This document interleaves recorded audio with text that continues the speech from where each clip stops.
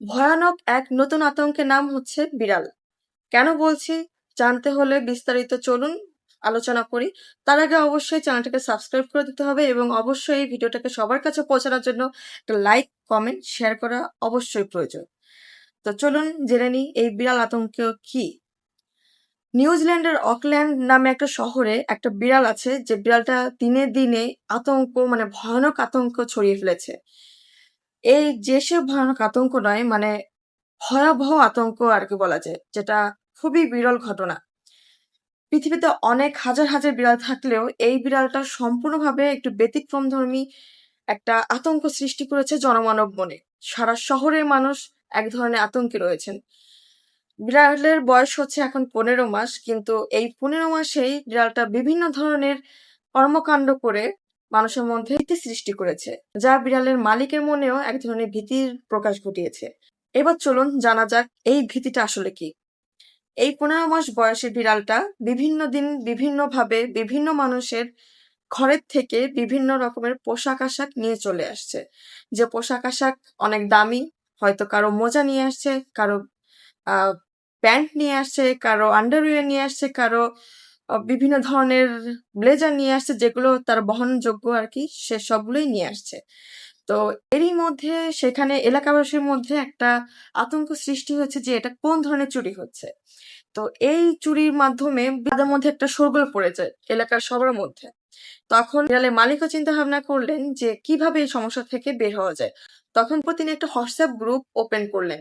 তখন কি করলেন, তিনি এলাকার সব মানুষকে ওই গ্রুপে অ্যাড করলেন এবং তিনি প্রতিদিন বিড়ালের নিয়ে আসা ওই মানুষের সামগ্রী সমূহগুলো ফেসবুক গ্রুপটায় বা হোয়াটসঅ্যাপ গ্রুপটায় পোস্ট করতে থাকেন এবং সেখানে তিনি লিখে দিতেন যে এই জিনিসটা কি আপনার, এই জামাটা কি আপনার, এই মোজাটা কি আপনার।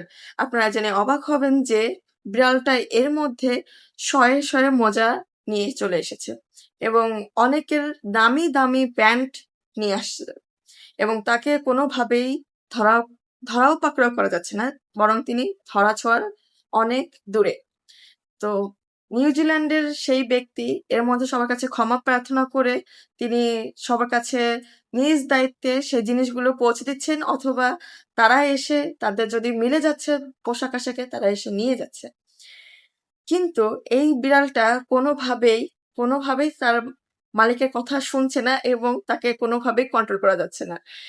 বরং সে যে এগুলো নিয়ে এসে খেলাধুলা করছে বা ছেঁড়াছিঁড়ি করছে সেটাও নয়, সে এনেই শুধু জমাচ্ছে, আর কোনো কাজ তার নাই। তাই এলাকার লোকজন তার নাম দিয়েছে লিওনার্দো দা ভিঞ্চি।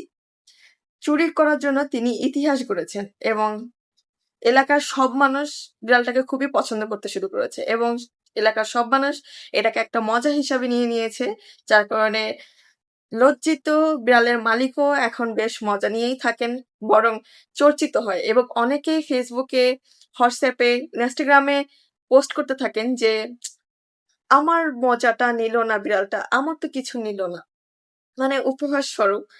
সবাই চায় এখন বিড়ালটা যেন তার কিছু একটা চুরি করে নিয়ে আসে। তো কেমন লাগলো আজকের ভিডিওটা অবশ্যই কমেন্ট করে জানাবেন। আর অবশ্যই যদি নতুন হয়ে থাকেন চ্যানেলটাকে সাবস্ক্রাইব করে দিবেন। আর অবশ্যই একটা লাইক, কমেন্ট, শেয়ার অনেক প্রয়োজন। তো কেমন লাগলো ভিডিওটা অবশ্যই কমেন্ট করে জানাবেন। আজ এ পর্যন্তই, আসছি নতুন কোনো ভিডিও নিয়ে।